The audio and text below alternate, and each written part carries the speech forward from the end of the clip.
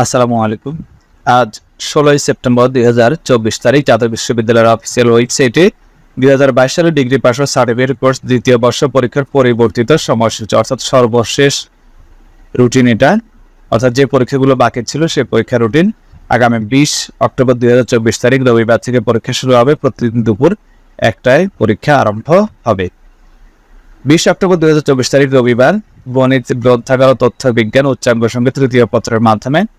এরপর 22 অক্টোবর বাংলা, এটা আবশ্যিক সকল গ্রুপের জন্য। এরপর 23 অক্টোবর 27, 29, এরপরে নভেম্বরের 4 তারিখ 10, 11, 13, 18, 20, 25, 27, এরপর 2 ডিসেম্বর 4, 9, 10, 11, 12 ডিসেম্বর পরীক্ষা শেষ হবে চতুর্থ পত্রের মাধ্যমে। তো পরীক্ষার আগের যে অ্যাডমিট কার্ডটা ছিল আপনাদের, সেই অ্যাডমিট কার্ডে পরীক্ষা অনুষ্ঠিত হবে, অর্থাৎ নতুন করে অ্যাডমিট কার্ড দেওয়া হবে না। ওই একই অ্যাডমিট কার্ডে বাকি যে পরীক্ষাগুলো রয়েছে সেই পরীক্ষাগুলো অনুষ্ঠিত হবে। তো পরবর্তীতে নতুন করে রুটিন বা সংশোধন করলে আপনাদেরকে ভিডিওর মাধ্যমে জানিয়ে দেব। ধন্যবাদ সবাইকে।